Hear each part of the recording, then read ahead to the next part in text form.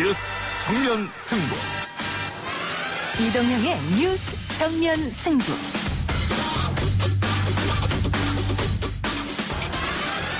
청취자 여러분 안녕하십니까, 이동영입니다. 먼저 오늘 열린 박지원 국정원장 후보자 인사청문회장으로 가보겠습니다.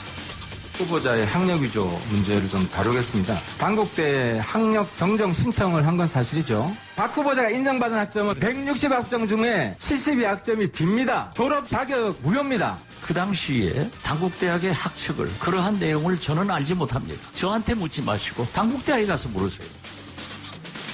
들으신 것처럼 오늘 청문회는 시작부터 학력곡 문제를 놓고 설전이 벌어졌습니다. 미래통합당은 자진 사퇴까지 촉구했지만 임명이 되는 데에는 무리가 없을 것이라는 분위기도 읽힙니다. 청문회를 비롯해서 박주민 의원의 출마로 3파전으로 치러지게 될 민주당 전당대회 전망, 잠시 후 청내당 시간에서 정청래 의원과 이야기 나눠봅니다. 윤석열 씨가 서울중앙지검장 시절에 언론사 사주들을 만나고 다녔다는 언론 보도가 나온 게 있는데 보고 받으신 말 있으세요? 그런 얘기를 듣고 내가 확인을 했죠. 과거 변호사 시절에 그 회사 변호인을 했었다. 그래서 그 사람이 만났다. 그런 얘기를 들은 것 같습니다. 그간 소문으로만 돌던 윤석열 총장과 조선일보 방상훈 사장과의 만남, 박상기 전 법무부 장관의 증언을 통해 확인이 됐습니다. 사주와 관련한 여러 건의 고소 고발 사건들이 접수됐던 시기였는데 과연 두 사람은 왜 만났을까요? 이 부적절한 만남은 2부 변상욱 앵커와 함께 분석해 보겠습니다. 민주당은 다주택자와 법인에 대한 종부세, 양도세 등을 강화하는 세법과 임대차 3법 처리를 최우선 과제로 추진하겠습니다. 시장 교란 행위에 대해서도 철저히 대비하겠습니다. 미래통합당 등 야당도 국민의 주거 안정을 위한 부동산 법안이 반드시 처리될 수 있도록 협력해 주시기를 당부드립니다. 더불어민주당 김태년 원내대표 발언 들으셨습니다.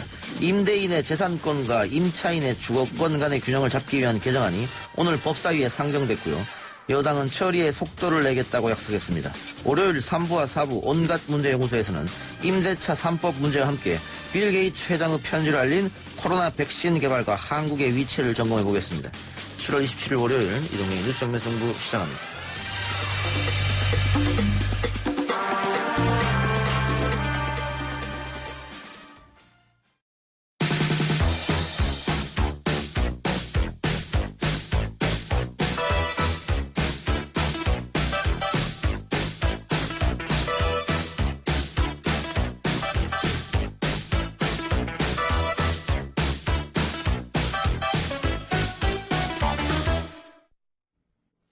격주에 한 번씩 찾아오죠. 청내당 시간입니다. 더불어민주당 정청래 의원 나왔습니다. 어서 오십시오. 네, 안녕하십니까. 정청래입니다. 예, 아까 오프닝에서도 들었습니다만 박지원 국정원장 후보자 청문회 오늘 제일 핫한 뉴스였던 것 같습니다. 네. 청문회 전부터 미래통합당이 반드시 박지원은 떨어뜨리겠다 이런 예고까지 했었는데 오늘 보니까 정치 구단의 내공이 역시 좀 대단한 것 같긴 하더라고요. 그래서 오기 직전에 제가 관전평을 총정리해 왔는데요. 예. 제목을 뽑는다면 방패가 창에 뺨을 때렸다. 예. 그리고 갑이 을에 농락당한 청문회였다. 이렇게 했고요. 제가 만약에 기자라면 이런 제목을 뽑고 싶습니다. 예. 미통당 결정적 한 방 없고 오히려 박지원이 한 방 먹어. 미통당 동네 축구만 하다가 영거푸 자살골 넣어. 미통당 준비 없이 청문회 임했다가 박지원의 농락당해. 혹시나 미통당 역시나 박지원.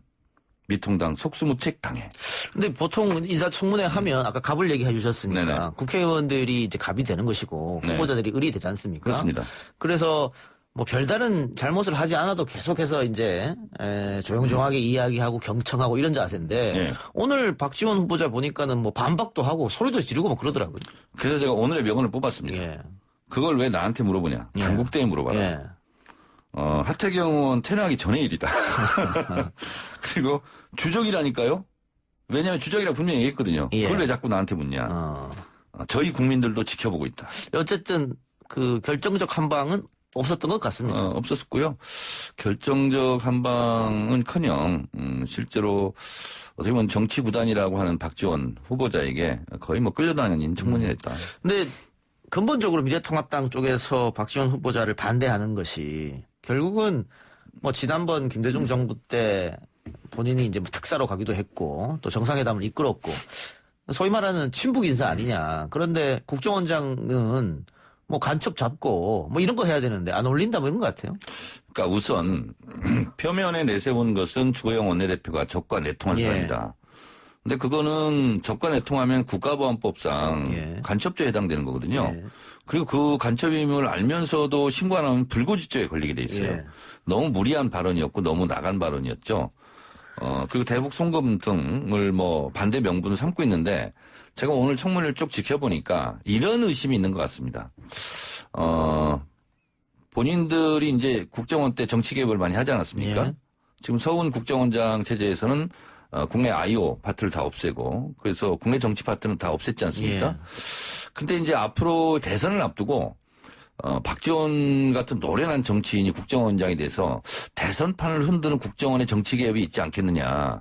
이것을 사실은 제일 걱정하는 것이 우리하고 걱정하는 것이 속내가 아닐까 이런 생각을 제가 했습니다. 오늘 미래통합당 쪽에서도 지금 정의원이 한 그 이야기가 많이 지적이 됐어요. 네네. 정치인 출신이니까 결국은 정치 개입하는 거 아니냐 이런 우려들. 네네네. 근데 일단은 뭐 청문회장이니까 당연히 그렇게 얘기하겠습니다만은. 근데 이제 그런 우려만을 예. 가지고는 낙마시킬 수가 그건 없죠. 그렇죠. 예, 자신은 절대 개입하지 않겠다. 그리고 감옥 가는 일 없다. 그렇습니다. 뭐 이렇게 얘기하고 넘어갔습니다만은.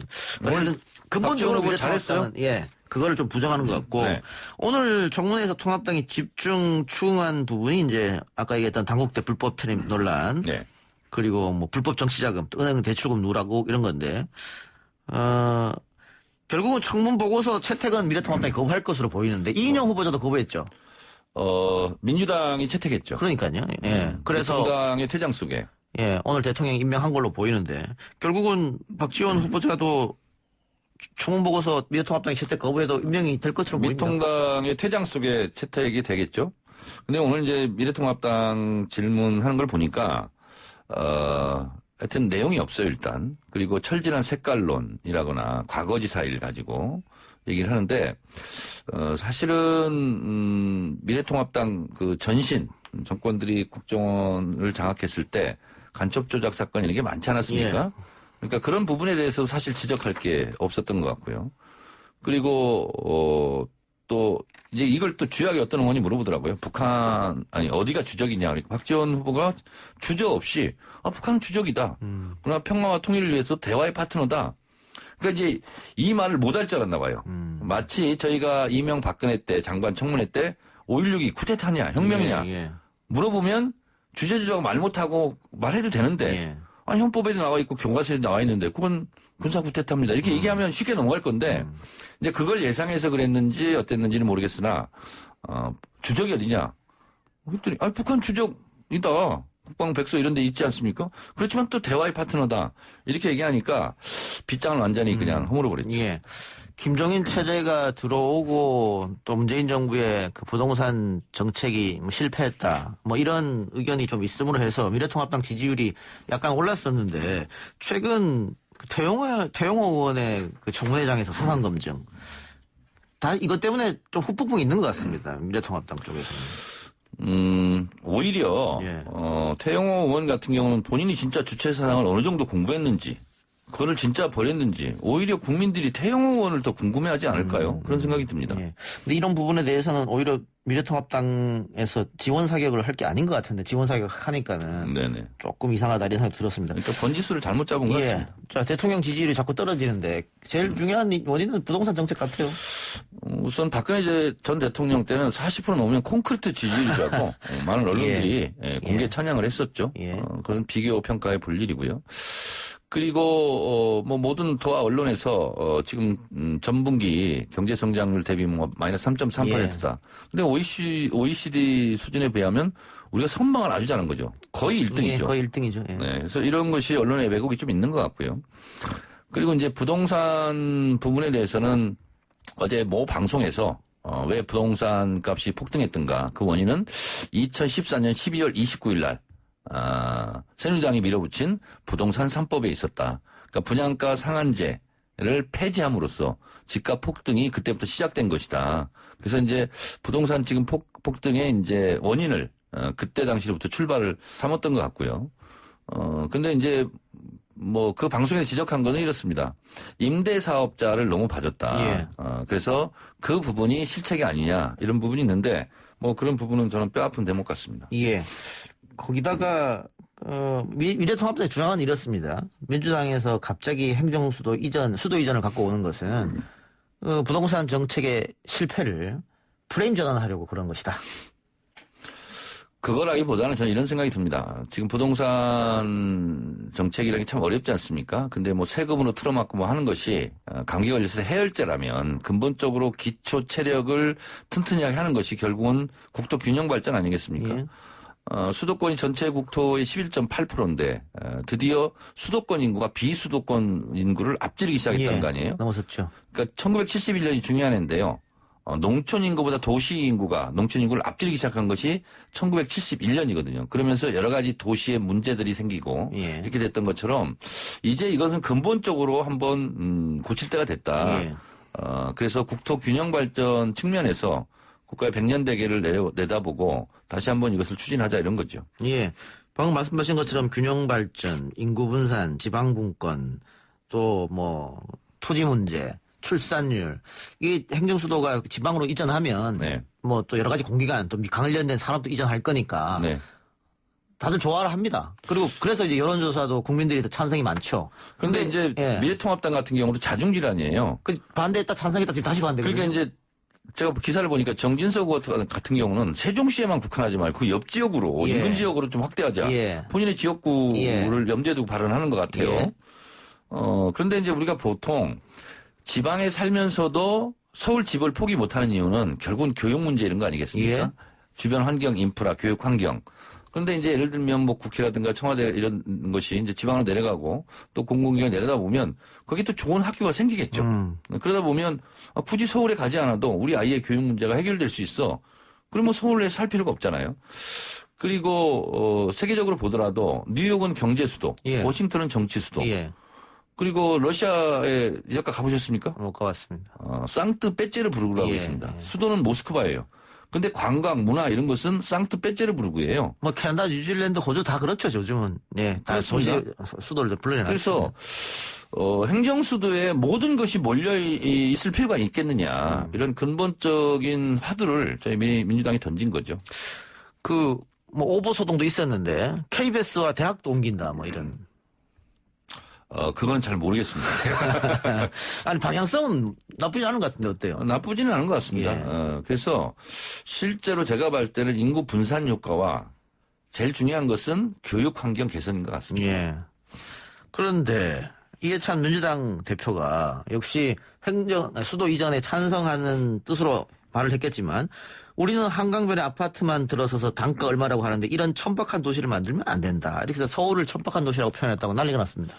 서울이 천박한 도시다라고 얘기한 것이 아니라 예. 천박한 도시로 전락하는 것을 막자. 예. 이런 뜻으로 저는 해석합니다. 예. 언론의 해석은 반대던데요? 그러니까 예를 들면 예. 아이들한테 얘기할 때 너 자꾸 거짓말하고 그러면 나쁜 사람 돼. 나쁜 사람이라고 얘기하는 게 아니지 않습니까? 예. 거짓말 하지 말라는 얘기죠. 예. 그런 거지 않습니까? 그래서 저는 이것은 말꼬리 잡기라는 생각이 듭니다. 언론에 비틀어 쓴 것이 가장 큰 요인을 작용했다. 그렇습니다. 실제는 안 그렇다. 네, 그렇습니다. 예. 알겠습니다.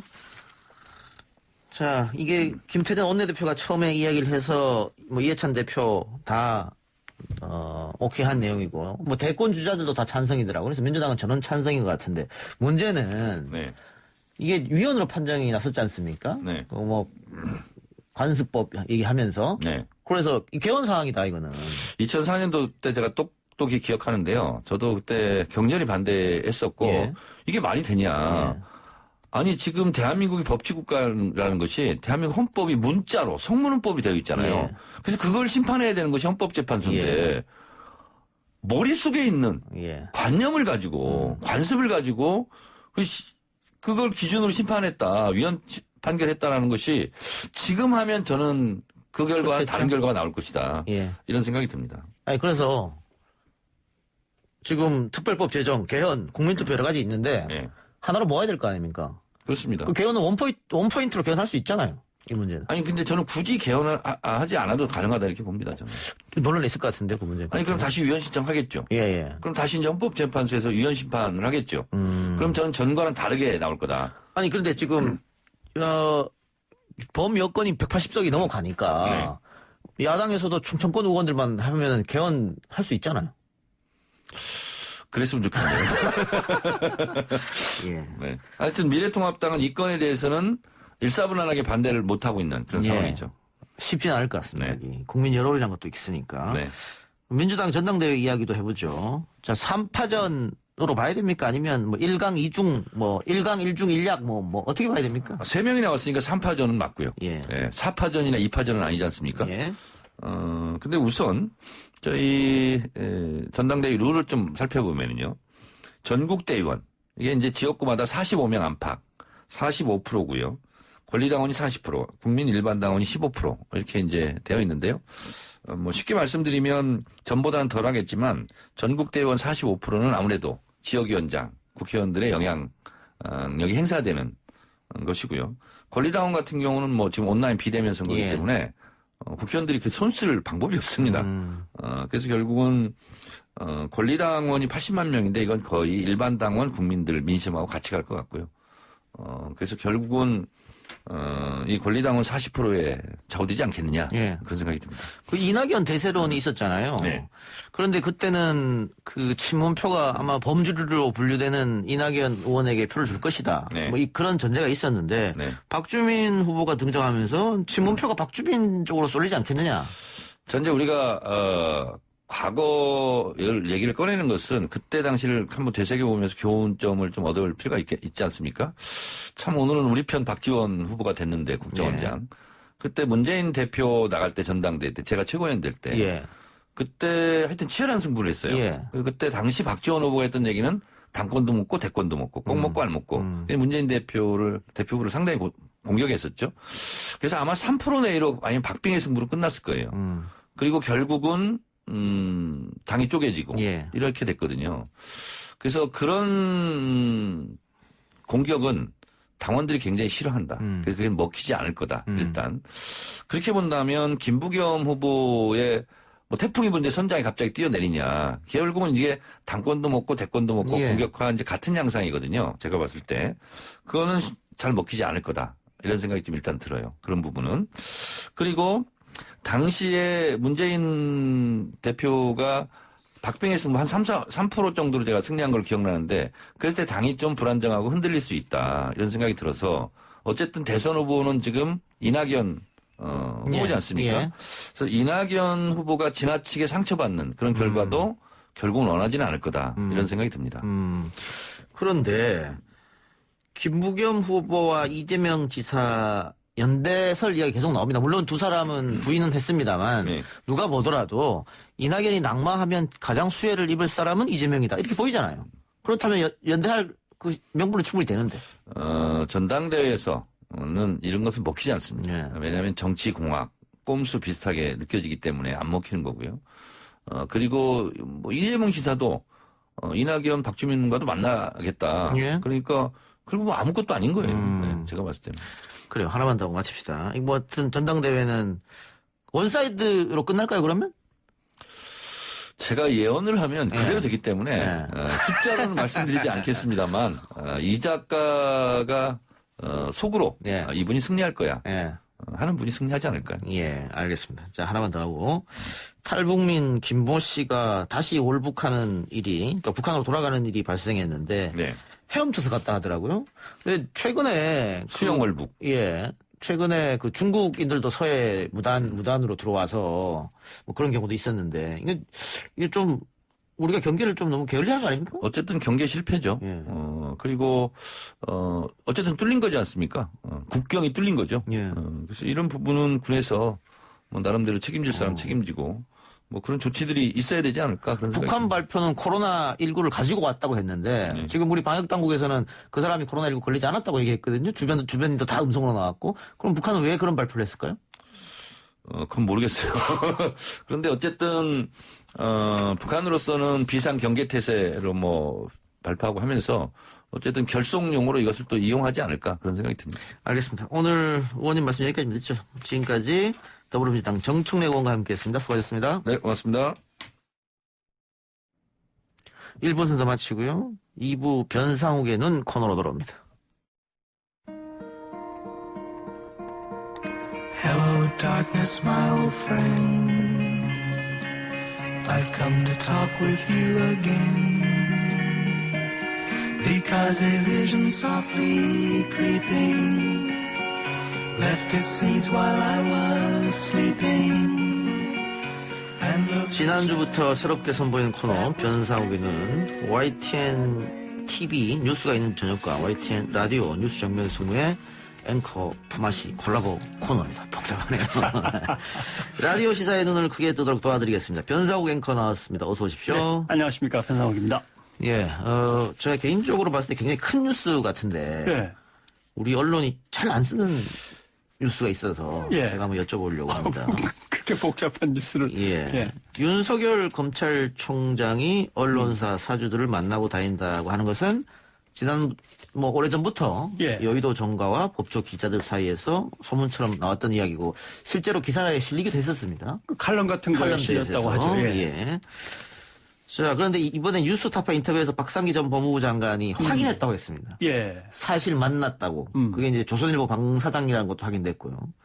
문제는 이 수사기관의 수장이 언론사 사주와 만난다는 것 자체도 부적절한데 예. 당시에 그 조선일보 사주 일가가 고소고발이 여러 차례 됐었단 말이죠. 네. 그걸 중앙지검이 수사하고 있어.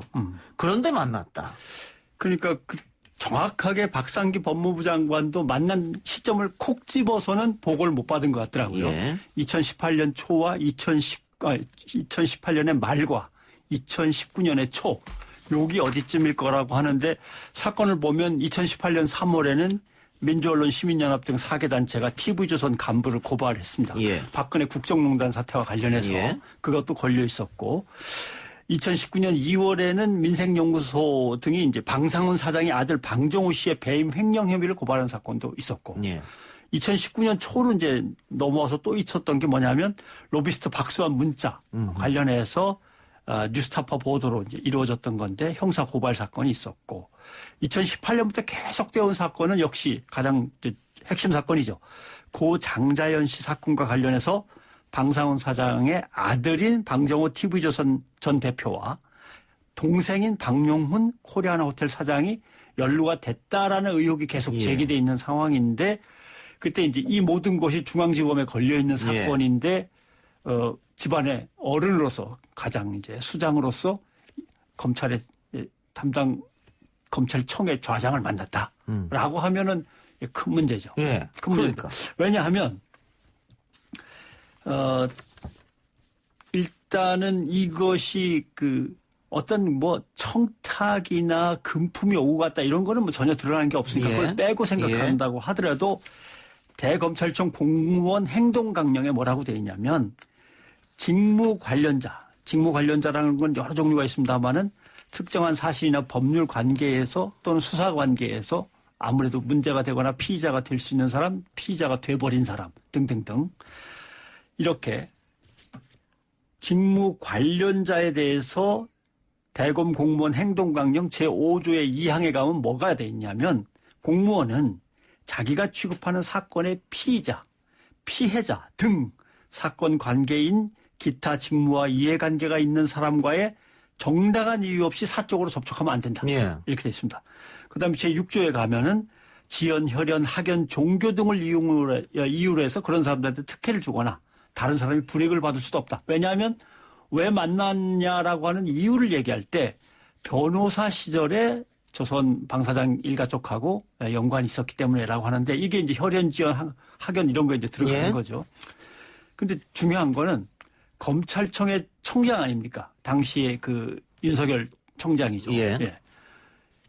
책임자로서 각급 검찰청의 책임자는 이러한 만나서는 안 된다, 쓸데없는 논의를 해서는 안 된다는 걸 1년에 한 번씩 직원들한테 교육시킬 의무가 있다. 이렇게 돼 있어요. 예. 그다음에 그걸 신입사원들한테 또 교육시킬 의무가 있고 그 책임자가 만났다. 예. 이게 또 의심스럽고 또 하나의 문제는 조선일보가 여러 가지 걸려있다. 예. 특히 사주 일가와 관련해서 걸려있다 그러면 검찰청에 누군가를 좀 만났으면 좋겠다. 그쪽에서는 그렇게 할 수 있겠죠. 예. 한다면 법무부나 대검찰청을 통해서 어떻게든 그쪽 관계자하고 만나야지 전투를 지휘하는 사단장을 만나면 안 되는 거거든요. 이거.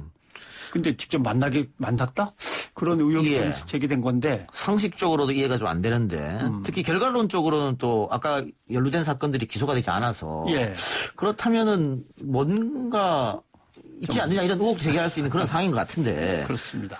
지금 이 거대한 뉴스를 대한언론이죠. 뉴스타파에서 최초 보도를 했고 YTN 지금 변상호 앵커가 하는 뉴스가 있는 저녁에서 또 보도를 했고 예. 다른 데서는 크게 다루지 않아서 이해가 자꾸 안 갔어요. 이해가 가죠. 갑니까? 어떤 점이 이해가 가십니까? 첫째, 사실은 예를 들면 삼성이라든가 뭐 현대라든가 청와대라든가 쉽게 이렇게 공격의 칼을 들이밀기가 좀 어려운 조직이거든요. 거대하니까. 예. 검찰도 거기에 하나입니다. 예. 근데 이제 그걸 가짜 저널리즘이라고 하죠. 찬스가 오면 다 함께 달려들어서 예. 벌떼같이 달려들어서 막 들깨 떼처럼 물어뜯는다라고 예. 하는 건데 아직 그 타이밍이 안 된 거죠. 예. 아직 검찰이라고 하는 걸 우리 언론들이 때로 몰려든다고 해도 차라리 이럴 때 나는 가만히 있었죠 하고서 잘 보이는 게 낫지 아직은 쓰러질 때가 아니야 라고 생각을 하는 거죠. 그럼 그런 것도 있고 또 상대방이 조선일보니까. 그렇죠. 둘 다 큰 거죠. 네. 동업자 의식도 있고. 동업자 의식 작용하고 예. 그런 것도 있다. 그러니까 조국 전 장관 사태에서 보면은 뭐 엄청나게 덤벼든 거 아닙니까? 예. 그거에 사실은 지금 뭐 몇십 분의 1밖에는 티가 안 나는 거죠. 또 하나에 뭐가 있냐면 NH 증후군이라는 게 있는데 그걸 뭐라고 설명할지 모르겠습니다. 영어로 한다면 not from here입니다. 예. 우리 쪽에서 나간 게 아니야. 그러니까 우리 쪽에서 벌인 일이 아니야. 예를 들면 사업 1팀, 사업 2팀, 사업 3팀이 사장 앞에서 회의를 하면 사업 1팀에서 좋은 아이디어가 나오면 사업 2팀, 3팀이 박수를 막 치면서 저희가 열심히 도와보겠습니다. 이렇게 하면 되는데 아야 우리 게 아니거든. 우리 게 아니다. 야, 괜히 뭐 저쪽 잘 돼봤자 뭐 우리가 뭐 얻는 것도 없고 우리 얼굴만 깎이는 거니까. 그게 이제 뉴스타파에서 보도한 것도 포함이 그렇죠. 되는 겁니까? 예. 근데 그 뉴스타파가 예를 들면 자기네들과 늘 함께하던 기자단의 한 멤버라든가 이미 기성 언론으로서 기득권층으로 같이 포함되어 있는 모 일보 모 방송이었다면 상황이 달리는데 달랐을 것이다. 언론사에서 언론이 마음에 안 든다고 뛰쳐나간 사람들끼리 만들어 가지고 늘 언론을 갖다 공격해대는 저 친구들이라면 그건 이제 not embedded here. 우리 쪽에서 시작된 것도 아니고 우리 편이 아닌 거야 라는 증후군이 발동하기 쉬운 거죠. 안타깝네요. 그래요. 근데 뭐 언론 보도는 그렇고 어쨌든 YTN에서는 보도를 하고 있으니까요. 예, 오늘도 저희는 뉴스타파 기자를 직접 불러서 뒷얘기를 좀 정확하게 알아봐야겠습니다. 예. 실제로 물어봤을 거 아닙니까? 예. 검찰청한테 왜 비밀리에 언론사 사주 그것도 수사를 당하고 있는 여러 가지 사건이 얽힌 사람을 만나는 겁니까? 검찰청장이. 예. 네, 그러니까 그때로서 서울검찰청장이니까. 그런데 비밀 회동 같은 건 없었다. 만날 비밀 회동할 이유도 없다. 예. 여기에 대해서 어떻게 보십니까? 그럼 뭐 어떻게 공개 회동한 겁니까? 정확하게 보신 거죠. 예. 비밀 회동은 없었다면 그 회동은 있었다는 뜻이냐 예. 이렇게 물을 수밖에 없는 예. 거고 결국 박상기 전 법무부 장관은 누가 나한테 그걸 보고했다고 이름은 얘기해주지 않았다는 예. 거죠. 근데 이제 뉴스타파의 취재 결과 그게 대윤 소윤할 때 예. 윤대진 예. 검사장이다라고 하는 건데 그렇다면 그 사람한테 가서 또 물었겠죠. 예. 당신이 이렇게 법무부 장관한테 보고를 했다는데 사실입니까? 맞습니까? 어떤 얘기가 오고 갔습니까? 라고 하는데 거기에 이제 하나가 더 추구되죠. 왜냐하면 언론사 사장을 만났는데 조선일보만 만난 게 아니고 여러 대를 만나고 다녔다라는 게 그 당시 소문이었고. 그렇죠. 큰 꿈을 꾸고 있다 이런 얘기 있었고. 정계에 진출하고 싶은 거 아니야? 예. 뭐 이런. 데리고 다니는 사람이 있었는데 그게 바로 또 윤 검사장이었다. 이런 소문도 같이 있었단 말이죠. 그러니까 당신도 같이 여기저기 만나고 다녔다는데 라고 할 때 윤 검사장의 대답은 여기저기 사람들 만나고 다녔다는 거에 대해서 나는 아는 바가 없다. 이거는 뭐라고 해석해야 되나요? 왜 앞에 그 단어가 붙었을까? 예. 여기저기 이 사람 저 사람 만나고 다녔다는 거에 대해서 난 아는 바 없다. 그럼 내가 만난 건 딱 누구뿐이다 이런 예. 뜻인가? 반대로 해석하면 그럴 수도 있겠죠. 그래서 예. 그런 것들의 그 워딩이나 그 묘한 뉘앙스 같은 것들을 들어야 되는데 근데 엄마 오늘 좀 물어보려고 합니다. 그러면 소윤이라고 불렸던 윤대진은 왜 법무부 장관한테 이런 부적절한 만남이 있었다고 보고를 했을까? 근데 당시 검찰국장이거든요. 예. 이 검찰국장이라는 자리가 좀 묘해요. 예. 법무부가 검찰을 지휘하는 지휘봉이나 칼로서 검찰을 감시하거나 할 때 쓰는 도구이기도 한데 예. 또 권력관계에 따라서 검찰청이 자기네 입김 마음대로 하도록 법무부에 제일 똑똑한 친구를 꽂아놓고 법무부를 갖다가 휘 흔드는 작업도 검찰국장이 하는 작업이거든요. 예. 그러니까 이게 권력관계에 의해서 검찰국장이라는 자리는 어쩔 수 없이 드러난 거는 그게 맞습니다 하고 법무부 장관한테 보고를 제대로 해야 되는 상황밖에 없고 그 대신 중간에서 검찰청에 빨리 알려준다거나 등등등 어떤 방법을 쓸 수는 있겠죠. 그래서 그 자리 자체가 묘한 자리였습니다. 상황도 그렇고. 네.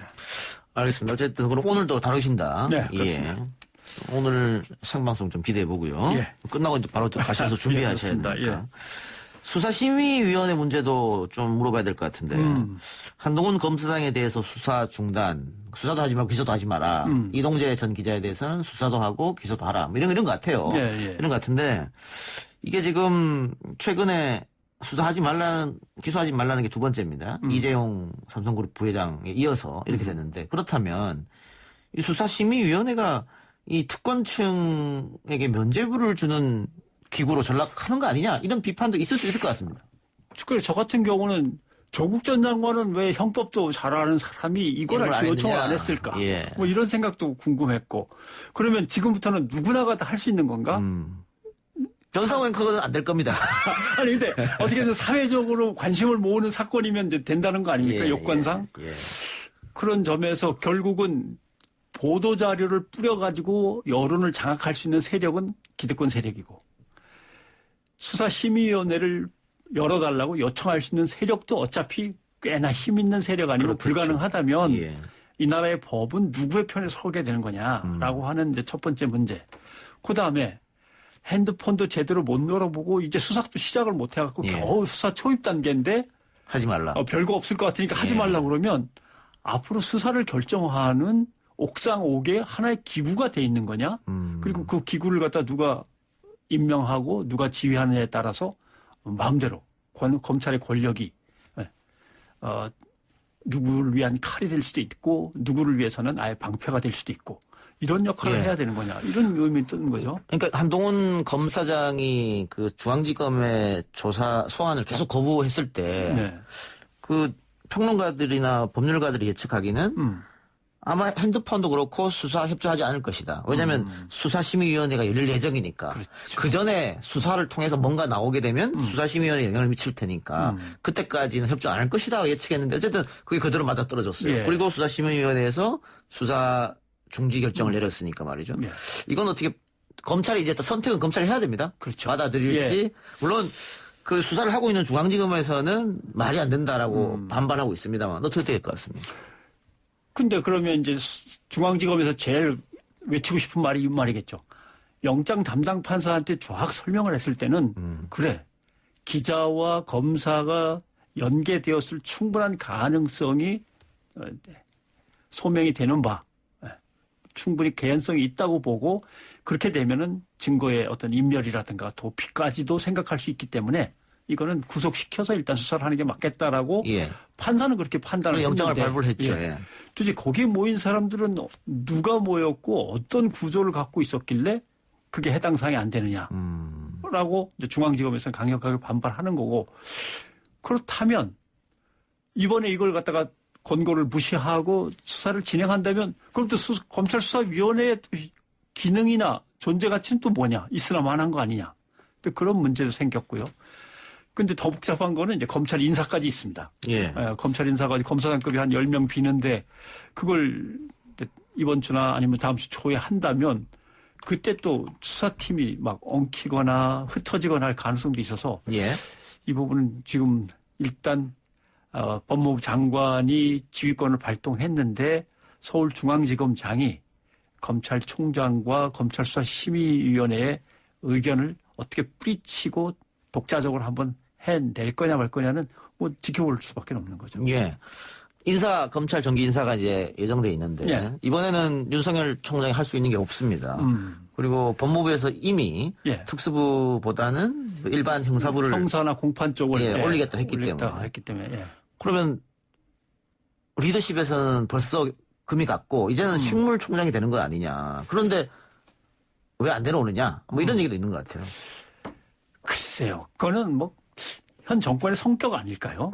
현 정권의 성격은 원칙대로 지키고 보장해 주기로 했으면 약속은 지킨다라고 하는 기본 틀은 있는 것 같아요. 임기 보장은 일단 가는데 다만 임기가 끝날 때에서 조금 빨리 처리될 수는 있지만 임기를 확 줄여가면서 처리할 만한 현 정권의 성격은 아니라고 봅니다.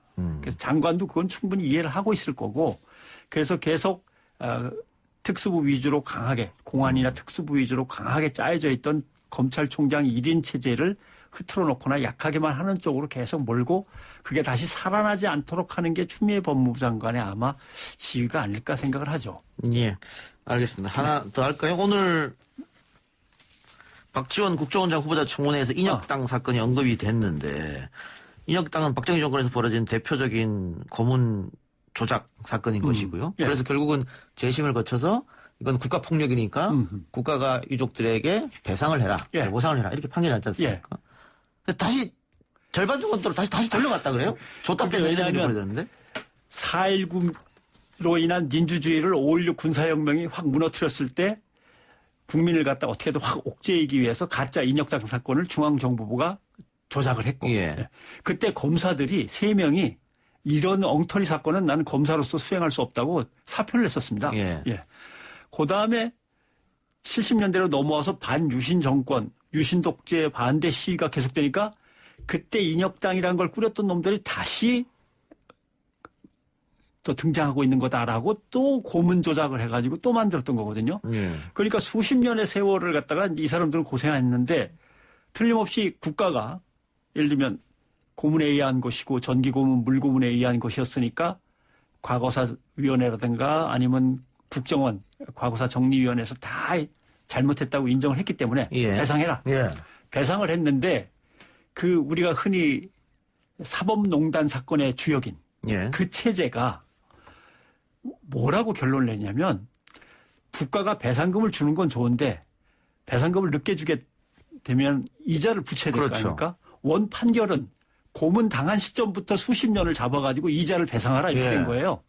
근데 이 사법농단의 주역이었던 그 새로운 대법원 체제에서 이게 어떻게 됐냐면 국가가 주라고 명령한 그 다음 날부터 안 주면 거기에서 이자가 붙기 시작해야지 왜 1960년대 박정희 정권부터 이자가 붙어오느냐 안 된다라고 하니까 절반으로 뚝 잘린 거죠. 30년 이자를 안 주게 되니까. 근데 이미 돈은 가지급이 됐어요. 예. 가지급된 돈을 가지고 빚도 갚고 집도 했어. 어떻게든 쪽방을 구해갖고 예. 살고 있는데 내놔라. 절반 내놔. 그러니까 여기서 제일 문제가 됐던 분은 10억을 받았는데 5억을 내놓으라는 거 아닙니까? 예.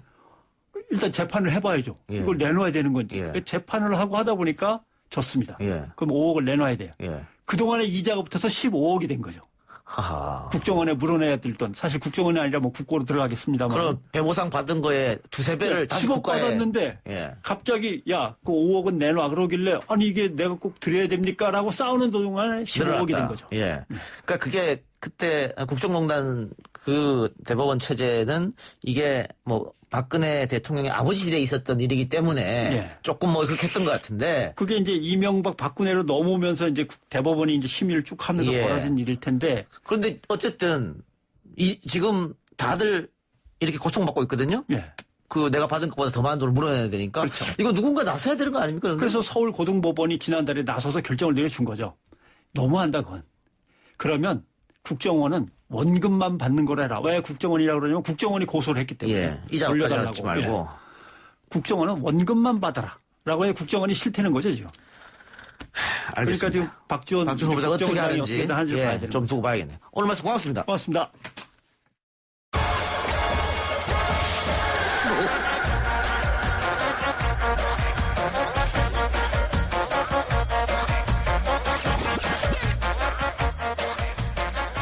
YTN 라디오 이동희 뉴스 연변성부 3부 시작합니다. 매주 월요일 3부 4부는 온갖 문제 연구소 코너로 여러분들한테 재미있는 이야기 해드리고 있습니다. 통제되지 않은 집단지성으로 우리를 둘러싼 온갖 문제의 실마리를 풀어보는 시간. 오늘도 세 분 나왔습니다. 충격적 구성학번 김기태 미국 변호사, 이 시간이 최고의 컨디션 최영일 시사평론가, 압도적 토크 잠재력 국립암센터 가정의학과 명성건 박사, 어서 오십시오. 네, 안녕하세요. 반갑습니다. 예. 오늘 월요일 3부 4부는 제가 쉬는 코너이기 때문에 네. 여러분들도 압도적 토크 해주시기 바라고요. 먼저 이야기해볼 게 빌 게이츠 회장이 문재인 대통령에게 서한을 보냈습니다. 한국이 훌륭한 방역과 함께 코로나 백신 개발 선두에 있다. 훌륭한 방역은 알겠는데 네네. 백신 개발은 우리가 좀 뒤쳐져 있는 거 아닙니까? 뒤쳐져 있다고 알고 있죠. 예. 그런데 저는 이 안에는 또 중요한 함의가 있다라고 예. 해석을 드리고 싶어요. 예. 자, 지난 4월 10일에는 문재인 대통령과 전화 통화를 한 바가 있죠. 예. 이 빌 게이츠 이사장이 이 문 대통령과 통화를 하고 싶다. 그럼 당시 이제 리더십을 상당히 극찬하면서 K방역을 칭찬했어요. 네, 맞습니다. 그리고 이제 7월 20일자 서한이에요. 근데 이게 주말에 공개가 된 거예요. 그런데 이 안에는 다양한 이야기가 있는데 제가 주목한 건 이거예요.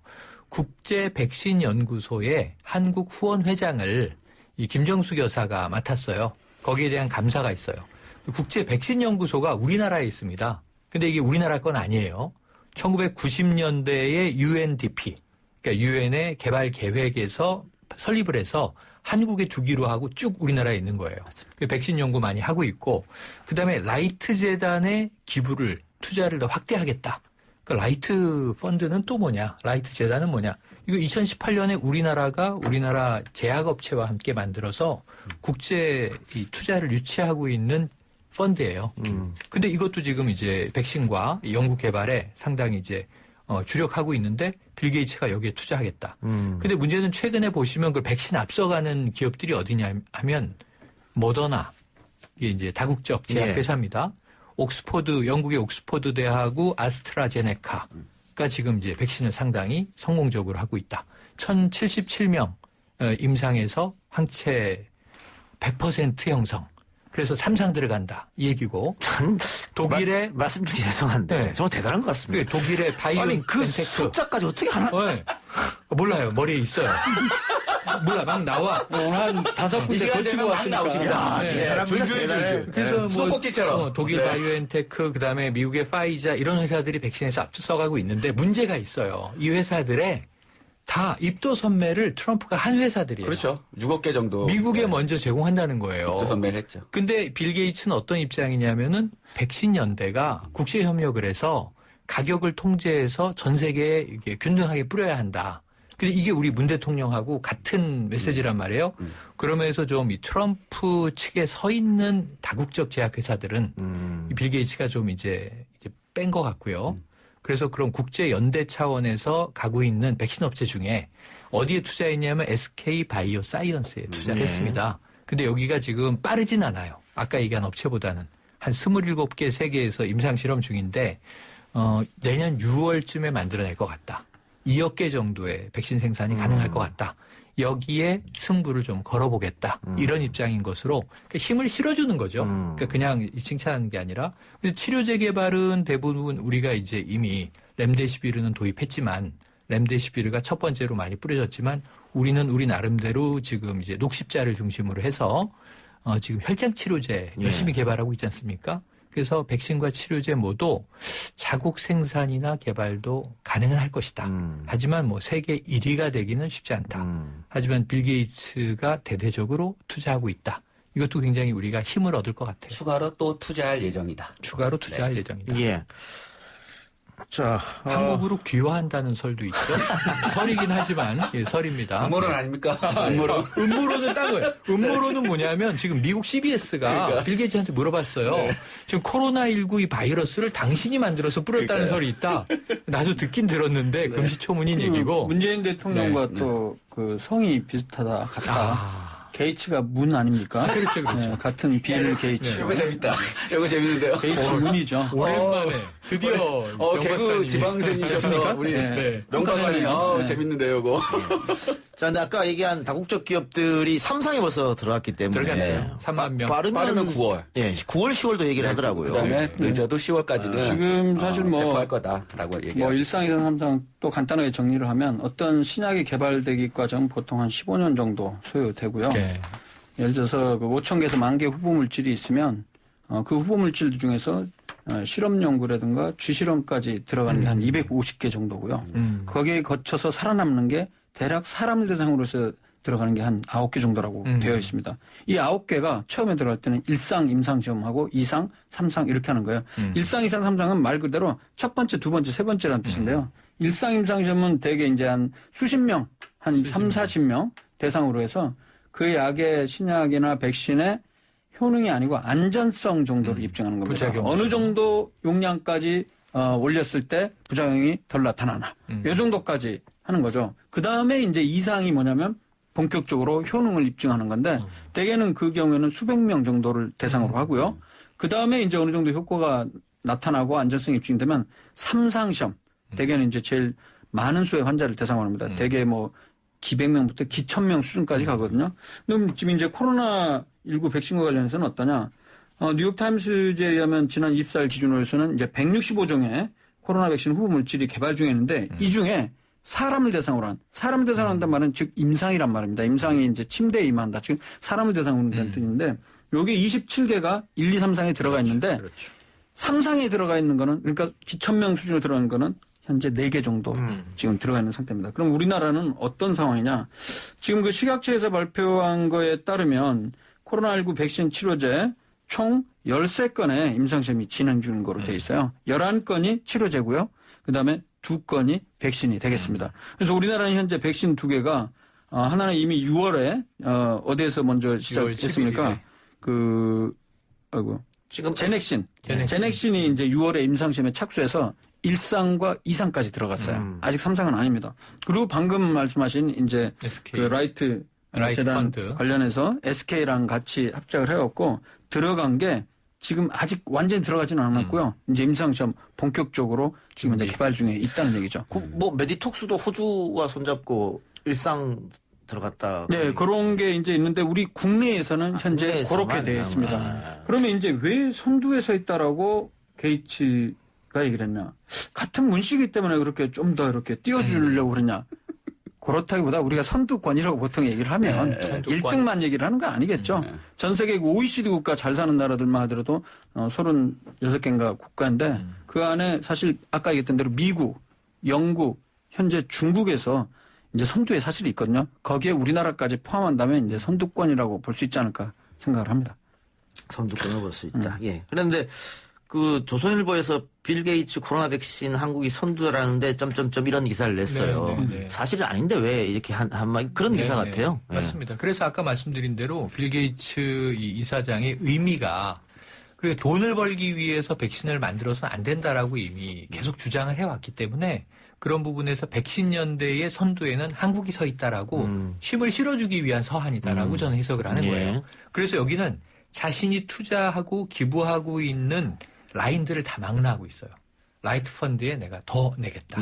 엄밀하게 사실 얘기를 하면 미국이 1위, 2위는 이제 영국, 아스트라제네카랑 같이 하고 있는 거. 그다음에 3위가 이제 중국, 독일. 그리고 이제 우리나라가 이제 한 5위권에 들어가지 않을까 이제 추정을 해봅니다. 근데 우리나라 입장에서 보면 SK 바이오 사이언스가 6월에 백신을 개발에 성공한다고 해도 실패할 가능성도 있는 거죠. 내년 6월에. 그러면은 이 연말 연초에 이 아스트로제네카를 중심으로 이게 대량 생산이 들어가면 우리는 6개월을 기다려야 되는 거냐? 아니거든요. 지금 이게 보건복지부가 나서서 아스트라제네카하고 SK 바이오 사이언스하고 협력 의향서를 만들었어요. 이건 뭐냐면은 이게 이제 계약까지 이루어지면 개발 성공을 하면 미국에서 생산량의 제한이 있거든요.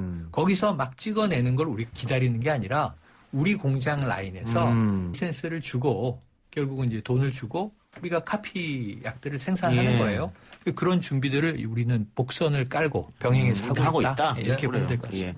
이것도 뭐 예를 들어서 미국이 먼저 백신을 개발해서 자국인들만 하게 되면 또 비개발권에서는 또 문제가 생길 수 있으니까. 특히 우리는 그래도 괜찮은데 우리는 돈 주고 사오면 되는데 저개발 국가는 그렇죠. 예. 돈 주고 사오지도 못한단 말이에요. 그렇죠. 그러면 이게 또 빈민 국가들은 코로나19가 창궐하고 선진국은 이거 뭐 옛날에 홍역 볼거리 사라지듯이 우린 상관없는 바이러스가 되면 또다시 양극화가 된다는 점에 대해서 빌 게이츠 이사장의 좀 이 정신은 우리가 연대해서 가야 될 것 같습니다. 아까 잠깐 음모론 얘기 나왔는데 지금 미국 내에서 코로나19 관련 음모론 어떤 게 있습니까? 네, 그래서 아까 잠깐 그 최영일 평론가님이 말씀하셨던 것처럼 빌 게이츠에 대한 음모론이 대표적으로 두 개가 있는데요. 하나는 빌 게이츠가 코로나19 바이러스를 만들었다. 자기가 만들고 자기가 그리고 그걸로 그 치료제를 만들어서 돈을 벌려고 한다. 이런 거에 가짜 뉴스가 있었고요. 또 한 가지 빌 게이츠가 코로나19 백신을 개발한 뒤 사람들에게 칩을 심어서 그거를 추적한 다음에 백신을 또 사용해서 돈을 벌려고 한다. 뭐 이런 음모론이 있는데요. 아니 누가 들어도 황당무계한데 그런데 이거를 믿는 사람들이 있습니다. 그래서 이 음모론을 믿는 사람들이 꽤 많고 미국에선 공화당 지지자들이 40% 가량이 빌 게이츠의 코로나19 음모론이 사실이라고 믿고 있다는 연구 결과도 발표됐습니다. 그래서 아까 전에 말씀하셨던 것처럼 빌 게이츠가 22일 CBS의 인터뷰에서 음모론을 또다시 일축했는데요. 어디서 음모론이 시작됐는지 나도 모르겠다. 저는 알아요. 예, 그리고 그 속에서 진실을 가려낼 필요가 있다라고 해서 아마 이런 것들에 대한 소송도 준비하고 있지 않은가라는 생각이 있습니다. 그 음모론은 전형적으로 헐리우드에서 만들죠. 그렇죠. 지금 첫 번째 이 바이러스를 뿌리고 백신으로 돈 버는 경우는 미션 임파서블 2에 나와요. 오산 감독의 시나리오고 두 번째로 칩을 심는 거는 킹스맨에 나와요. 그러니까 이건 다 헐리우드에서 나온 시나리오를 현실에 살짝 오버랩하면 스토리는 얼마든지 만들어낼 수 있다. 김기태 변호사가 바이러스를 만들었다고 제가 막 쓸 수도 있어요. 유명한 사람이 아니라 화제가 안 되는 거죠. 평론가님 혹시 헐리우드로부터 소송당하는 거 아니에요? 아 그런가? 아니요. 헐리우드 상대로 해서 얘기하는 거는 헐리우드 영화에 상인트를 얻었다 이거면 되는데 걱정하지 마시죠. 얼마인지 얘기하셨어요? 제가 지금 주어를 얘기하지 않았죠? 정확하게 얘기를 안 했고 약간 애매모호하게 마음대로 많이 말씀하시죠. 얼마나 세게 소송을 걸겠어요. 무섭습니다. 특정하지 않으면 소송의 대상이 되지 않습니다. 예. 네. 그리고 질병관리본부와 식약처가 백신 관리 가이드라인을 공개했다고 하는데 이거 어떤 내용입니까? 네, 보니까 그 질병관리본부와 식약처에서 백신 생산, 보관, 수송, 사용 단계 등 가이드라인을 공개했습니다. 뭐 핵심은 백신 이송 과정 중에 변질될 우려를 사전에 차단하기 위한 조치로 되어 있습니다. 그래서 그 가이드라인에 보면 뭐 백신 보관 관리 방안을 구체적으로 뭐 접종 준비 상황, 담당자 역할, 입고 재고 관리 방법, 보관 장비 유지 관리 방법 등등등.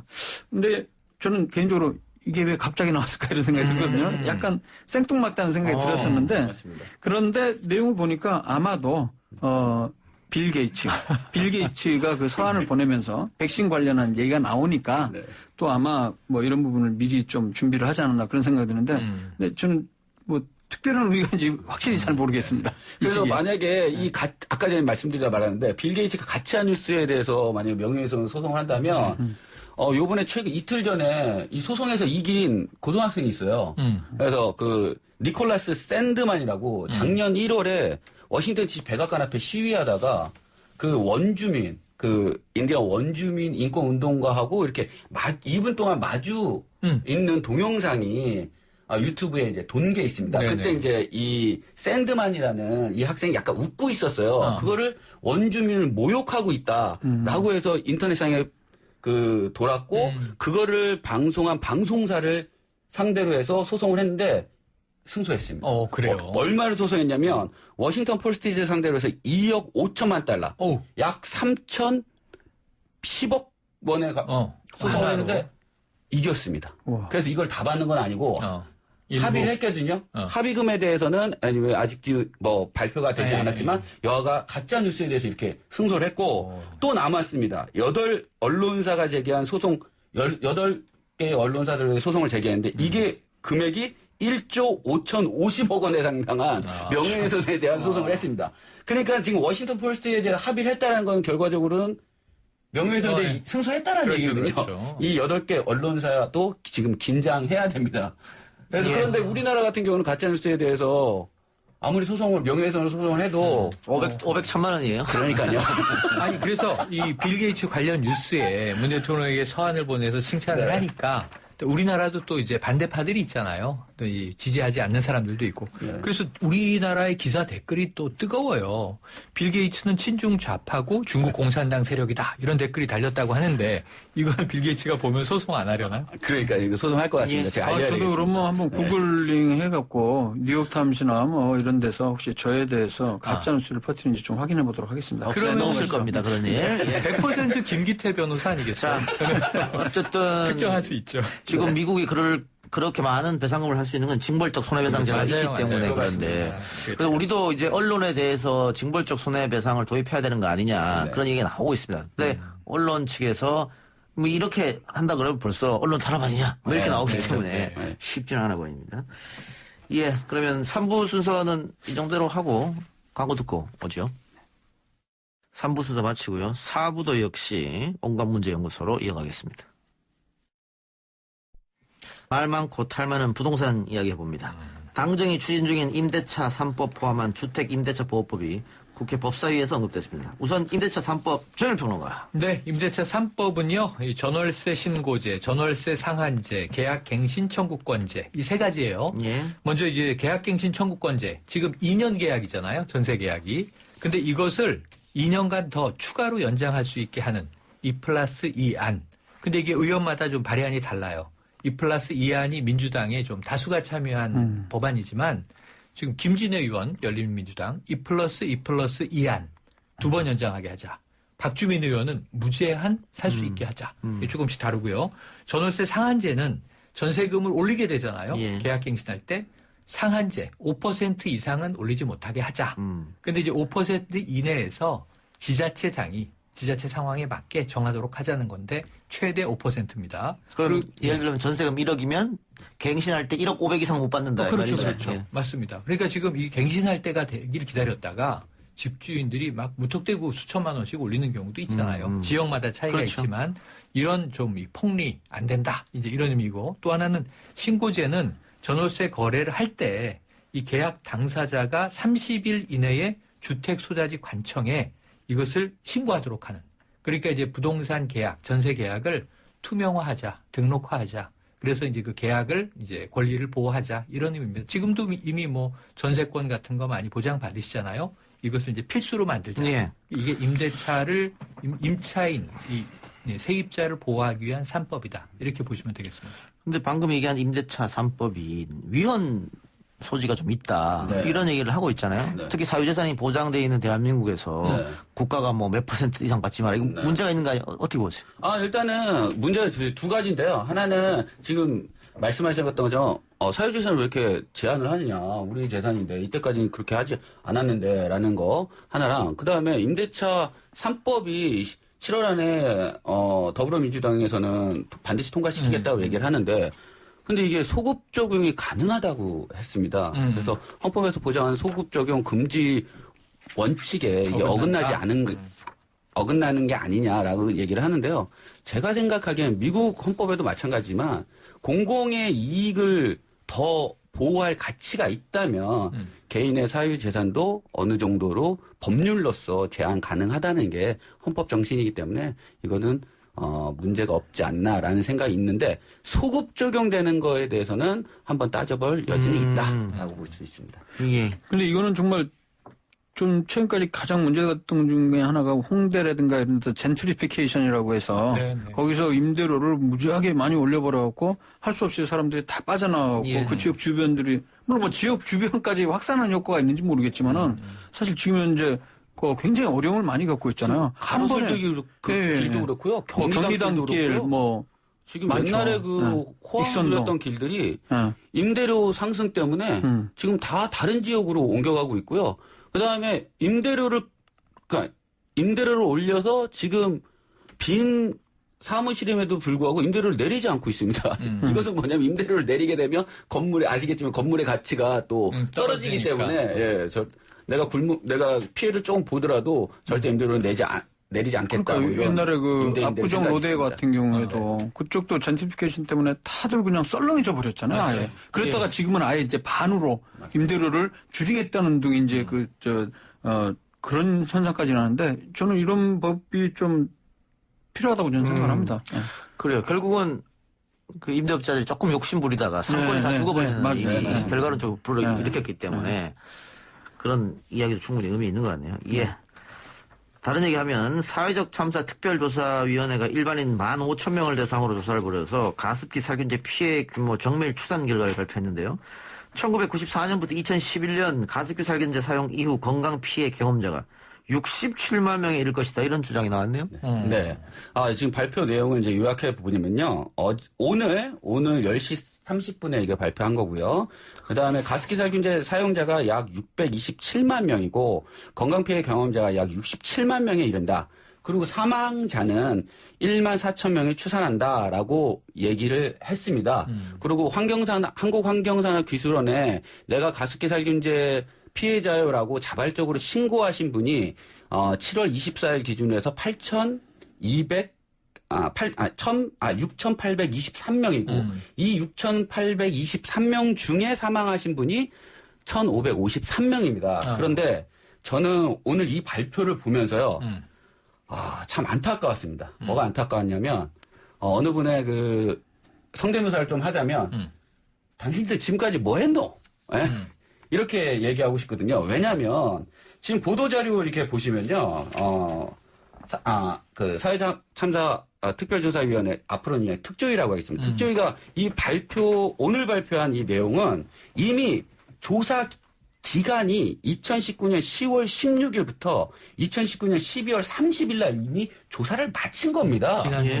지난 조사를 왜 지금에 와서 7월 27일에 와서 이렇게 대대적으로 발표를 했는지도 모르겠고, 그 다음에 또 한 가지는 뭐냐면 이 조사 결과는 이미 2017년에 환경부 용역을 받은 한국 그 환경 독성 보건 학회에서 이미 발표한 자료하고 그렇게 크게 차이가 나지 않습니다. 그리고 더 중요한 거는 뭐냐면 지금 여기 보도자료 보시면 참사 진상 규명을 위해 정부가 피해자 찾기를 적극 나서야 된다라고 했는데요. 모든 참사에 대해서는 피해자 중심의 해결 방법을 찾아야 되는데 피해자를 중심의 해결 방법, 피해자들이 가장 요구한 건 세 가지입니다. 하나는 진상규명 및 가해기업의 처벌, 그 다음에 전신질환의 인정, 그 다음에 전신질환을 피해자로 인정받기 위해서는 판정 기준을 철폐하자. 이 세 가지를 계속적으로 요구했는데 특조위가 활동을 시작하고 난 이후에는 가장 먼저 했던 건 뭐냐면 이 피해자가 10여 년 동안 주구장창 요구했던 이 세 가지는 전혀 하지 않고 피해자 찾기에만 골몰했거든요. 그러면 참사 진상규명을 위해서 정부가 피해자 찾기를 하는 게 우선이 아니라 참상 규명을 위해서 정부는 특별수사단이나 또는 특검을 도입해야 된다는 게 맞는 거고, 그다음에 피해자 찾기를 먼저 하는 것이 아니라 피해자를 찾아서 피해자로 법적으로 인정받을 수 있는 법적 장치를 먼저 하는 것이 우선이었는데 전혀 그러지도 못했다. 그래서 이번에 발표는 이건 언론 플레이에 지나지 않는다라고 말씀드릴 수 있습니다. 근데 어쨌든 숫자가 그렇게 많을 것이다라고 추정되면 자신이 가습기 살균제를 써서 피해를 입었음에도 불구하고 피해를 입었다고 인지하지 못하는 사람이 굉장히 많다 이 말이잖아요. 그렇죠? 그럴 수도 있는데요. 그럴 수도 있는데 이미 가습기 살균제는 피해자가 지금 신고된 피해자뿐만 아니라 많은 피해자들 제가 만나본 피해자들 많이 있습니다. 단지 신고를 안 한 것뿐이에요.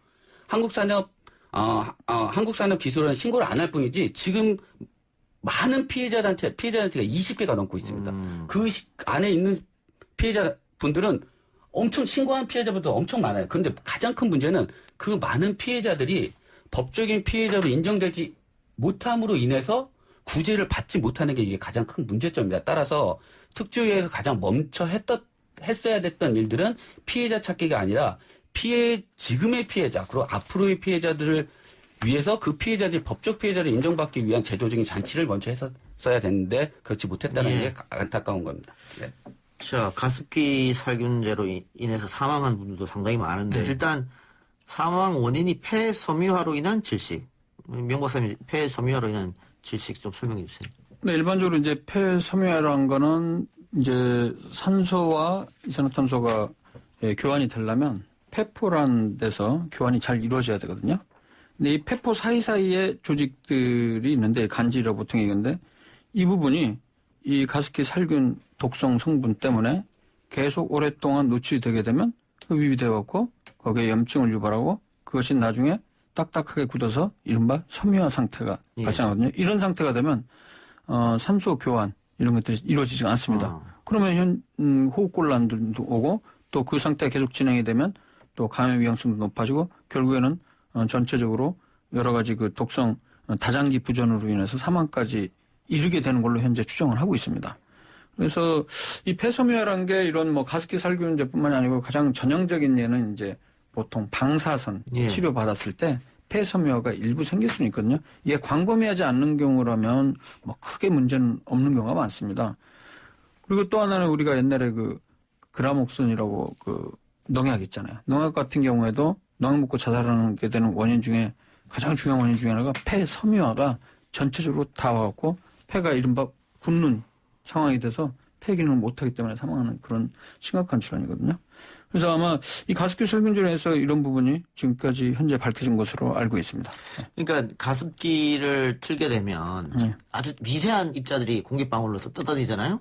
그것을 흡입하니까 폐가 문제가 그렇죠. 그 목적은 이제 가습기 내 그 세균들을 살균할 목적으로 그 성분들을 넣는데 그것이 이제 미세하게 계속해서 방출이 되면서 노출이 된다는 것이죠. 그러니까 이제 쉽게 얘기해서요. 밀폐된 공간에서 짧게는 수개월 동안, 길게는 수년 동안 24시간 동안 그 독성 물질을 마셨다라고 보시면 됩니다.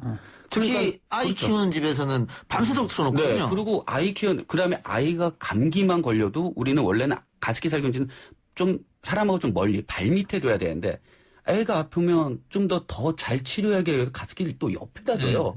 그래서 더 많이 이 가습기 살균제 이 독성 물질을 흡입하게 된 거죠. 따라서 피해자분들이 계속적으로 요구하는 거는 뭐냐면 아니 독성 물질을 흡입을 했는데 그것이 폐섬유화만 일으키겠느냐. 그래서 비염도 일으킬 수 있고 그다음에 안구 건조증도 일으킬 수 있고 심지어는 갑상선 암이나 간암도 일으킬 수 있는 피부질환도 그렇죠. 있고. 피부질환도 일으킬 수 있고 그렇죠. 그렇기 때문에 전신질환을 인정해야 된다라고 자꾸만 주장을 하시는 겁니다. 네. 그러니까 문제는 뭐냐면 이게 굉장히 오래된 일이잖아요. 그렇죠. 그리고 이제 그 가해 기업이 몇 차례에 걸쳐서 사과했고 보상 방안을 냈어요.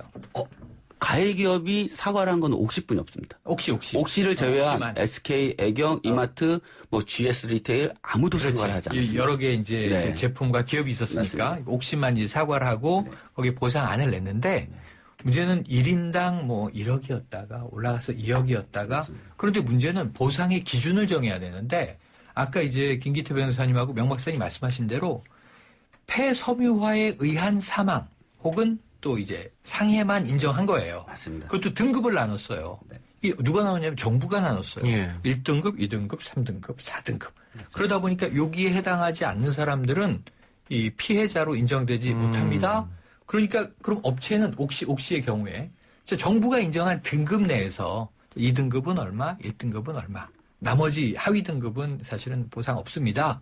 그래서 아주 자의적인 자구책을 냈단 말이에요. 맞습니다. 그러니까 이 문제는 이게 여기서 지금 아까 말씀하신 대로 1,500명 피해 대상이 아니라 14,000명이라고 하면 정부가 이 등급을 확대해야 돼요. 보상의 범위를 넓혀줘야 돼. 근데 지금 그게 안 되고 있는 거예요. 그리고 지금 천식도 2017년에 건강 피해 판정 기준에 해당하는 1, 2단계에 해당하는 피해자로 포함시켰는데 그래서 옥시를 상대로 2019년 3월 8일 날 소송을 했습니다. 근데 옥시 측의 입장은 뭐냐면 이것이 천식은 국가에서 인정했지만 결과적으로 우리 제품과에 의해서 천식이 동반됐다는 인과관계는 없다. 그래서 소송하려면 해라. 거의 뭐 그런 식의 지금 상황이라서 피해자들은 정말 두 번 울리고 있다라고. 그런과 관련해서 제가 이제 이른바 역학자의 입장에서 얘기를 하면 사실 그거예요. 가습기 살균제라는 게 아까도 얘기했듯이 가습기 통에 있는 균의 번식을 막기 위해서 살균제를 쓴 거예요. 근데 그 살균제 성분 중에 이제 제일 많은 것 중에 하나가 제가 찾아보니까 두 가지 물질인데 PHMG라는 물질이랑 PGH라는 화학 물질이 있어요. 근데 이 화학 물질은 그동안 뭐 그 독성에 대해서는 별로 크게 피부나 눈에 접촉에도 큰 영향이 없는 거로 현재까지 알려져 왔었어요. 근데 하지만 이게 이 화학물질을 가습기에 살균 목적으로 사용한 이후로부터 지금 말씀하신 대로 폐섬유뿐만 아니라 여러 가지 뭐 비염, 알레르기 질환, 여러 가지 천식 질병들이 늘어나고 있지 않습니까?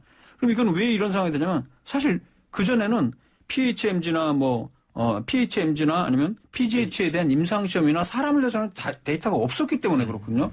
그렇게 노출될 그런 환경들이나 경험들이 없었던 거예요. 그러니까 이번 계기를 통해서 엄청난 어떻게 보면 임상시험이라는 표현을 쓸 수는 없지만 엄청난 피해가 발생했고 이것이 인과관계를 추정할 수 있는 중요한 요인이 될 수가 있다는 것이죠. 우리가 어떤 인과관계를 얘기를 할 때는 이런 게 있습니다. 직접적인 인과관계는 모르더라도 그러니까 상관관계라는 개념이 있어요.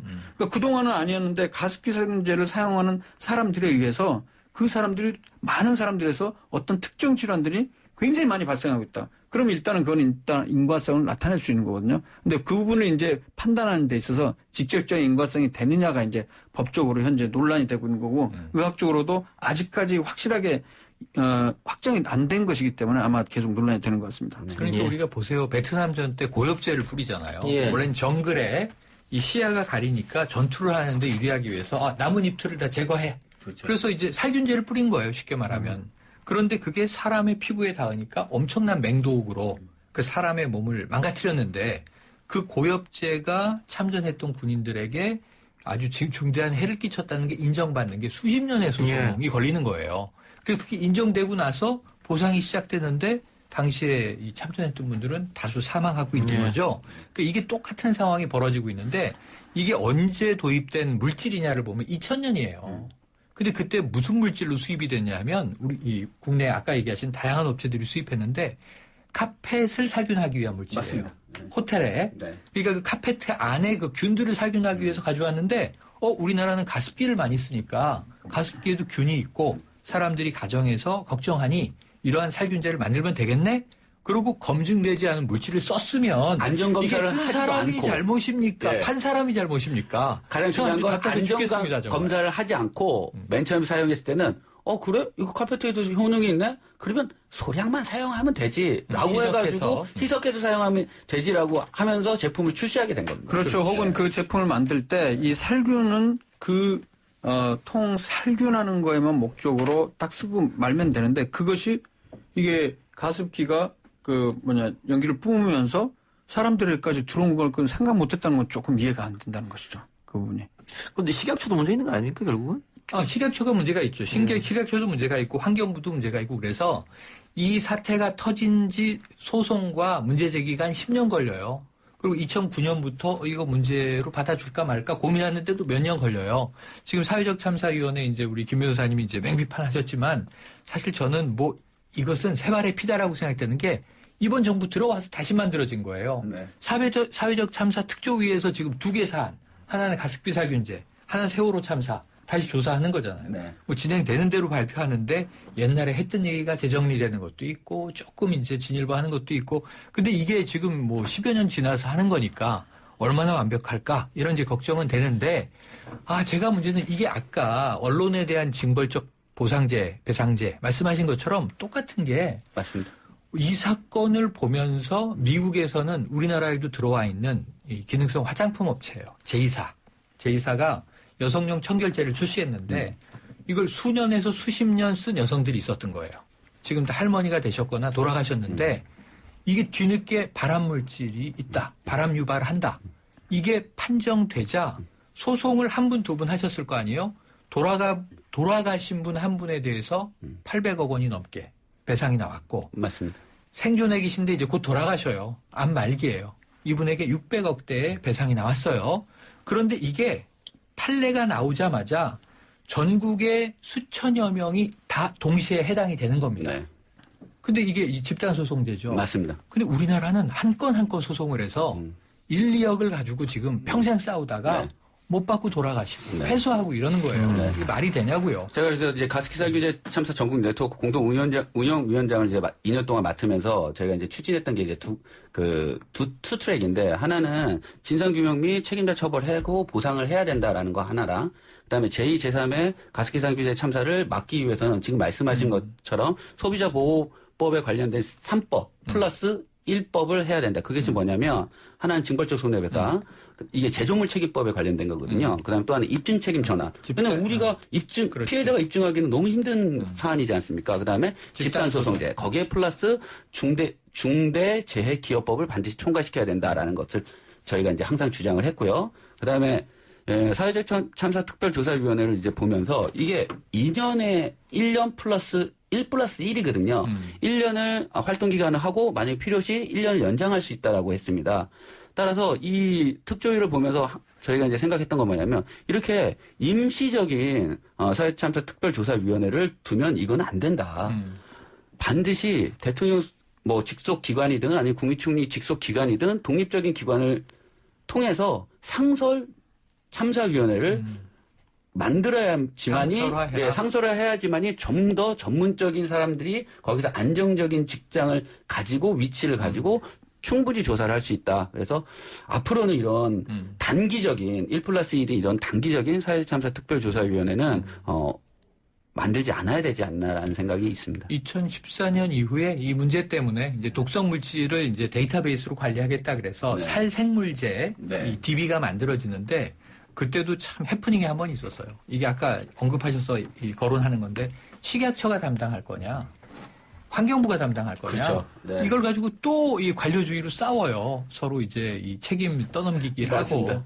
이거도 마찬가지입니다. 아이고. 맨 처음에 보건복지부에서 맡을 것이냐, 환경부에서 맡을 것이냐, 아니면 산업부에서 맡을 것이냐. 산업부도 있었죠. 저희는 원래는 보건복지부에서 맡는 게 이게 맞는 거다. 왜냐하면 그 산에 또 질병관리본부도 있기 때문에. 그렇죠. 근데 결과적으로는 환경부에 맡고, 환경부는 어떻게 보면 규제를 하는 그런 부서잖아요. 그래서 지금 가습기 살균제 참사를 담당하는 부서로 환경부는 지금 와서도 그때도 지금도 맞지 않았다. 이렇게 보시면 예, 가습기 살균제 참사가 발생한 지 많은 시간이 지났음에도 불구하고 해결되지 않는다는 점이 안타까워서 오늘 주제로 이야기해봤고요.